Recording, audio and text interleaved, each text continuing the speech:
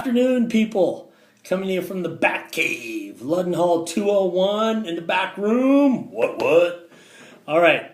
My voice is going a little bit, so I've got some water standing by. I might swig that as I go. I just noticed this is the same shirt I'm wearing in parts 1 and 2. I like continuity. That wasn't the real plan here. I did this video last night at home, and then I really could not get it to work with YouTube, so I'm just going to make it again and hopefully get it to work this time. Sometimes YouTube can be a real picky bugger. We're on page 5 of the study guide, ladies and gentlemen, at the bottom, talking about the rise of the Wilmot proviso here after the Mexican or American War. As we get ready for our exam next week, Monday and Tuesday, the information in this video is particularly important. So listen up, pay attention. Hopefully everything I'm about to say, you're nodding your head going, yep, knew it. Hopefully, okay? Here we go. So arguments in favor or against the Wilmot proviso. The Wilmot proviso is proposed by David Wilmot of Pennsylvania. Wilmot puts forward the idea that the new territories taken from Mexico or the Mexican cession should be free from slavery. Wilmot's ideas lead to the formation of a new political movement called the Free Soil Party. The Free Soilers are really attempting to assure that slavery doesn't expand into the federal territories of Utah and New Mexico that we get from Mexico. Now, we would love to believe that the reason they're doing this is because they're abolitionists and they morally realize that slavery is a bad idea. It's not really what's going on here, though. These are guys who are trying to make sure that Western settlements are open for Western farmers. So oftentimes the Free Soil Party is accused of what's called white manism because they're trying to protect the land for whites in the settlement of whites. It's not that they're against slavery, it's that they're for yeoman farmers who are white. Flipping the page. Already talked about the Free Soil Party here for a moment, but just to recap, a party that tried to limit the expansion of slavery into the American territories of Utah and New Mexico. General Zachary Taylor is the hero of the American War against Mexico, and as a result of that, he's the new Whig flavor of the day. If you're the Whigs, the best way to get a president elected is to throw a former war hero at the task and hope that things go well. And in 1848, the individual of the day is Zachary Taylor. And Taylor, unfortunately, dies in office after 2 years. That's what Whig presidents do. They represent for a little while, and then they pass away. He's replaced by Millard Fillmore, who no one really remembers. So there you go, Millard Fillmore. Props to you, my man. The next question is about the Compromise of 1850. The Compromise of 1850 is an attempt to settle the issue of slavery in the new lands taken from Mexico, the Mexican cession, while assuring that we both both support of the North and the South of the slavery and the abolitionist forces of the United States. Major provisions. California comes in as a free state. That's a given. California was always going to be a free state, so there you have it. A stricter fugitive slave clause.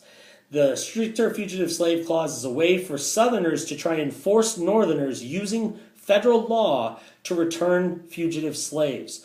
Abolitionists are particularly upset about this because they feel as though they should not be forced by the federal government to do something that they find unconscionable. On top of that, the slave trade is banned in Washington, D.C. That's in order to help the abolitionist forces agree to this set of compromises. Just the slave trade, keep in mind, not slavery itself. Southerners would not have allowed any territory in the United States to have slavery banned from it at this point. They were too amped up on this issue. And the biggie here is popular sovereignty for New Mexico and Utah. Popular sovereignty is a new idea. The issue is settled by the people who arrive and settle in the territory. They're the ones who are going to be able to decide whether or not a territory is going to be free or slave. In a sense, that's really what we've been doing all the way along here. That's tabling the issue, putting the compromise out there that allow us to settle the issue down the road. That's what we're good at, is compromising. What's a fire eater? A fire eater is a Southerner who's willing to go to war or secede from the Union if any limitations are placed upon the institution of slavery or the expansion of slavery into the United States territories. So they're ready to go. Uncle Tom's Cabin is an 1852 literature work that really pushes the abolitionist cause into the main front of American reform. Harriet Beecher Stowe, the author, presents a human vision here, the idea that slavery particularly hurts women, it hurts family, and that it's an institution that you can't be morally neutral on. So if you're looking for why abolitionism catches fire in the 1850s, there is a great deal of reason to believe that Uncle Tom's Cabin is part of that. What caused the decline and death of the Whig Party? The Whigs are a failure because of their regional diversity. They are a northern, southern, and western party.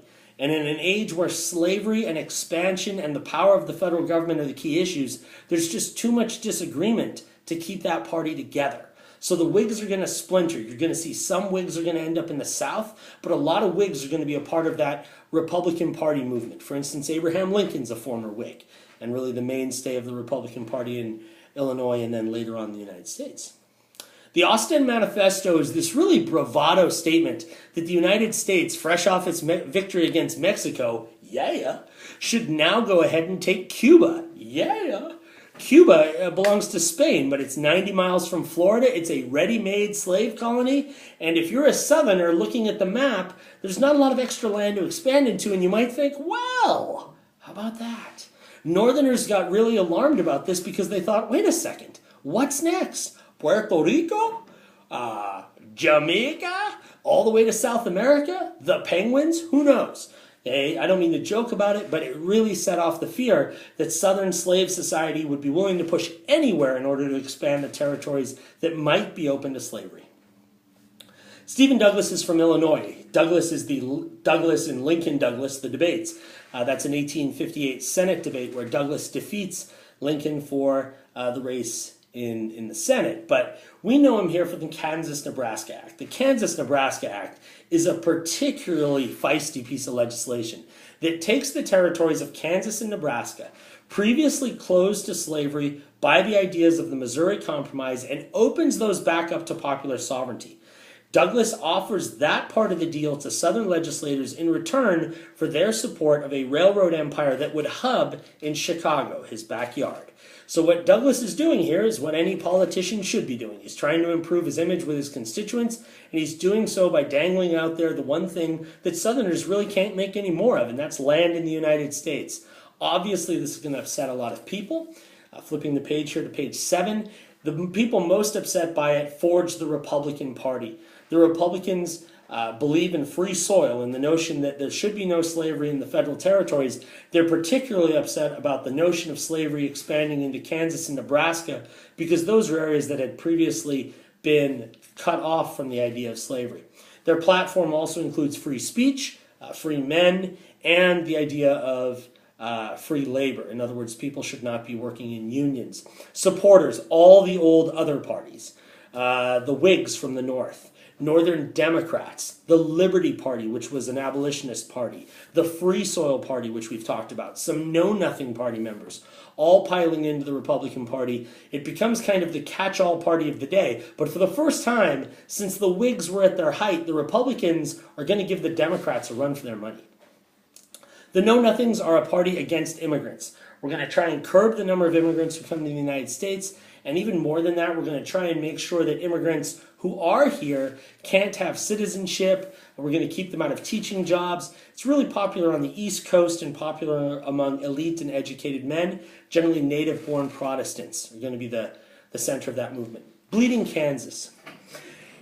After the Kansas-Nebraska Act, suddenly Kansas became the spotlight of abolition and slavery forces in the country.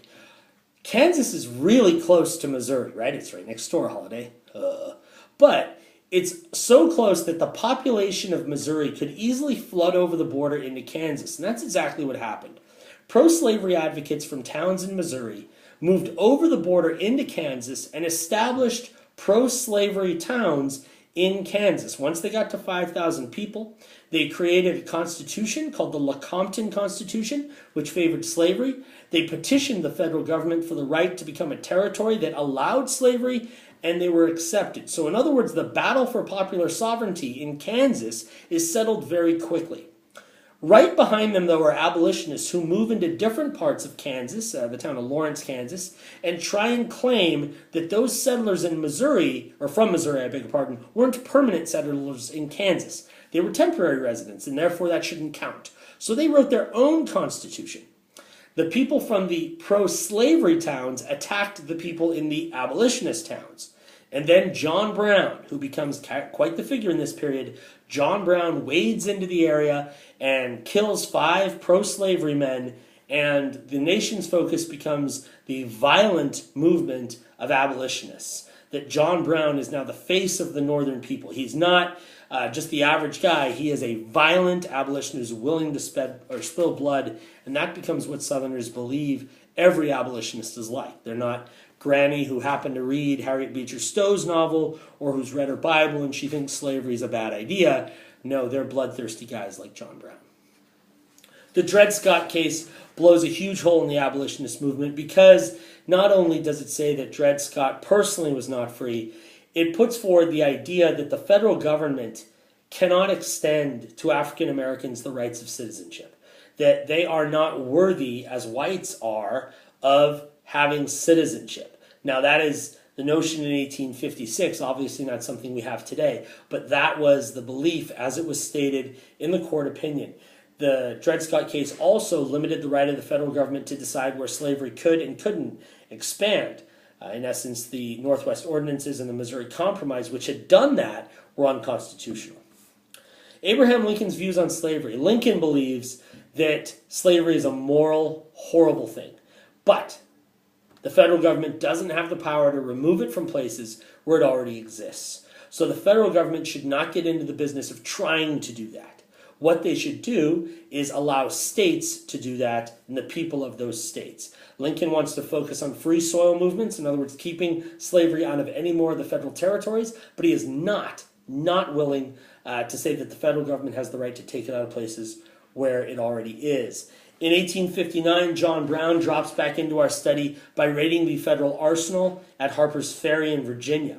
When he does it, his hope is to start this slave uprising where all the slaves of America are going to rebel against their owners. Now, this is one of the worst planned events in American history. There's an article in your reading packet about it. You have to read it. It is almost gobsmacking at times, shaking your head wondering how John Brown can be a man of such brilliant vision and yet such a man of inadequate planning.